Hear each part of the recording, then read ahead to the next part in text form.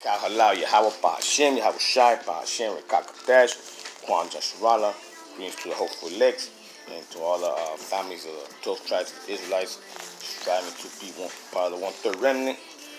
Alright, family, led by the Spirit, we're going to do our second Esdras, chapter 13, which is called The Visions of the Man from the Sea. Let's just get edified. After 7 days I had a dream during the night. I looked and I saw a wind rising from the sea and stirring up all the waves as I watched. This wind made something like a figure of a man come up out of it, out of the heart of the sea. That man was flying. Okay, so like, it says that, I'm sorry, I lost the paragraph. It says that the wind rising from the sea and stirring up all its waves. As I watched, this wind made something like the figure of a man come up out of it, out of the heart of the sea. That man was flying amongst the clouds of the heavens. Wherever he turned his face to look, everything that fell upon his gaze trembled. Wherever an utterance came from his mouth, all who heard his voice melted as wax melts when it feels the fire. I kept watching all these things, and an innumerable multitude of people came together from the four winds of heaven to fight against the man who had come from the sea. I watched as he carved a great mountain for himself and flew onto it. I tried to see the region or place from which the mountain was carved, but I couldn't. After this, I looked and I saw that all who had gathered to do battle against him were sorely afraid, yet they dared to fight. When he saw the rush of the multitude coming, okay, I'm gonna stop it there. Okay, obviously, who we saw is our big brother, our Redeemer, our King, Mashiach Adonai Yahushai, the Lion from the tribe of Judah. He's our big brother and our Redeemer.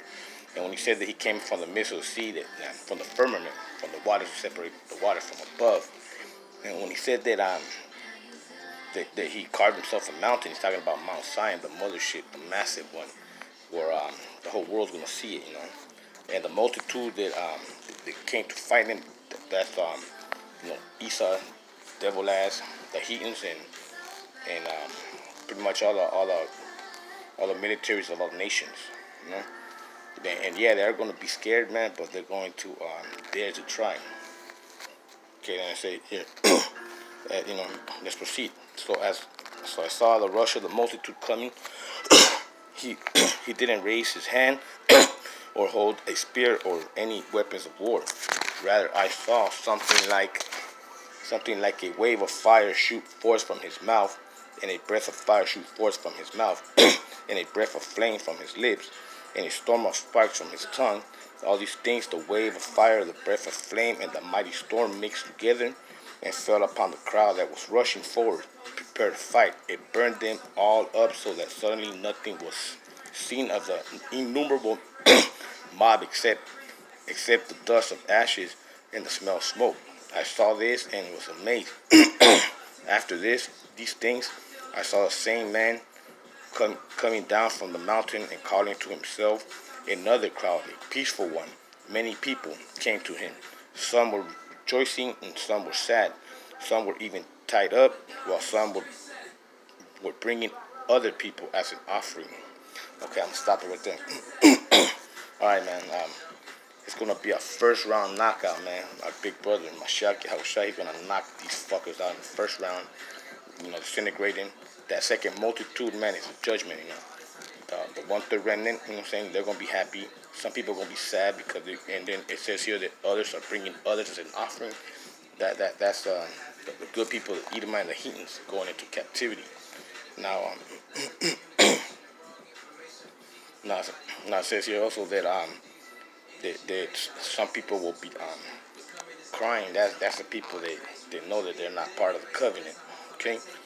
Now it says here that I woke up in great fear and pleaded with the Most High. I said, I said, from the beginning you showed your servant these wonderful and consider me worthy that you should receive my prayers. Now show me also the interpretation of this dream. As I turn it over in my mind, I think how terrible it will be for those who will be left in those days, and how much worse for those who aren't left. Those who aren't left will be full of sorrow, since they know what lies in store for the last days, man. See? It's pretty much the end times. Now you know why they took this book away. But how terrible will it be also for those who are left from that very reason?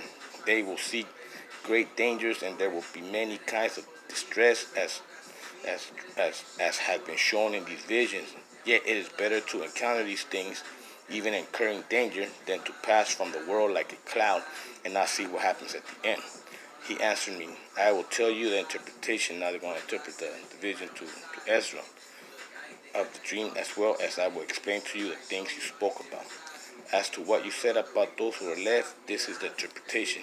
He who brings who brings the danger at the time will himself guard those who fall into danger, who have works and faith in the Most High Almighty. Know therefore that those who are left enjoy greater privilege than those who have died. Okay, basically, your works and your faith is going to deliver you. You know what I'm saying? Okay, now interpretation of the vision as follows: in that you saw a man going up from the heart of the sea, that is the one who the Most High has been keeping for many ages. He will liberate the how Elohim's creation all by himself, and he will put in order those who are left. In that you saw something like wind and fire and storm go out of his mouth, and did not hold a spear or a weapon of war, yet destroy the rush of the multitude that had come to fight him. This is the interpretation. Look, the days are coming when the Most High will begin to rescue those who live on the earth.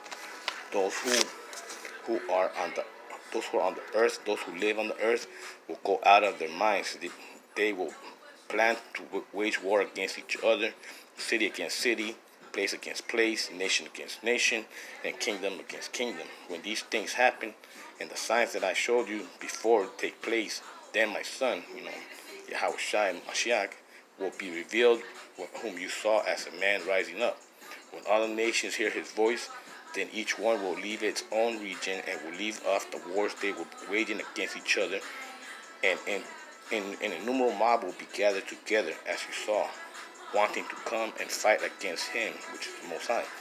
But he will take his stand on the summit of Mount Zion, the mothership, will come, Zion will come and will appear to all built and ready, as you saw a mountain carved without hands. My son himself will indict the assembled nations for their impious deeds. These things here indicate by the storm.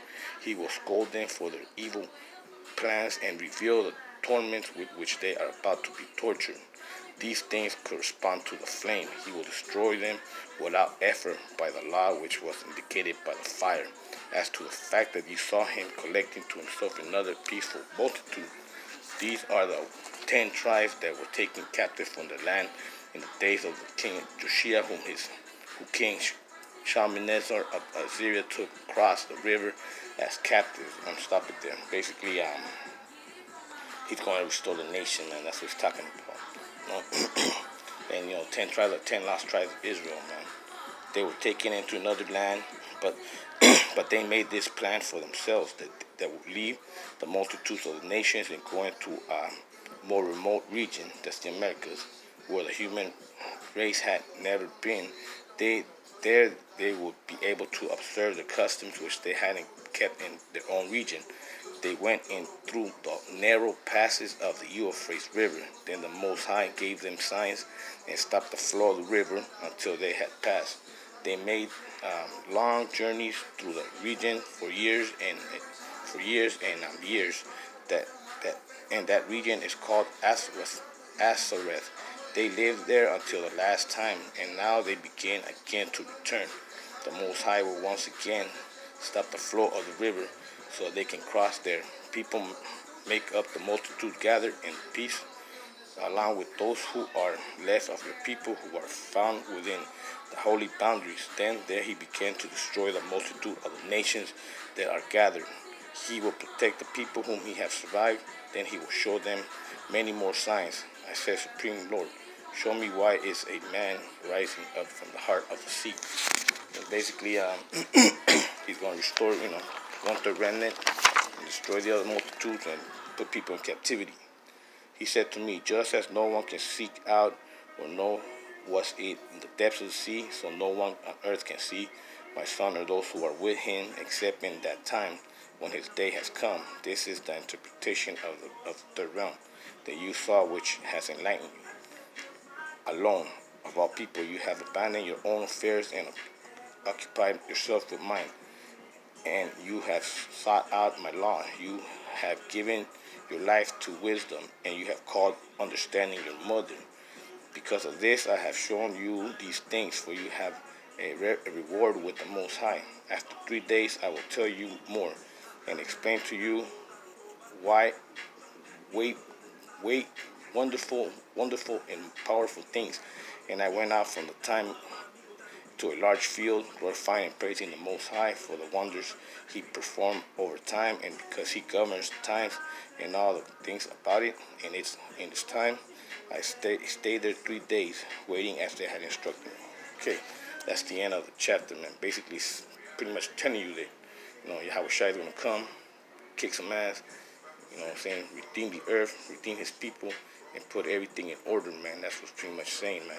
I suggest that you read this chapter for yourself, 2nd Esdras 13. It comes really hard, man, you know what I'm saying? Most likely willing providing, we'll do chapter 14 later, man.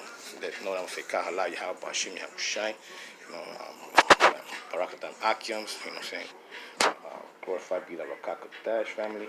And on that note, Shalom.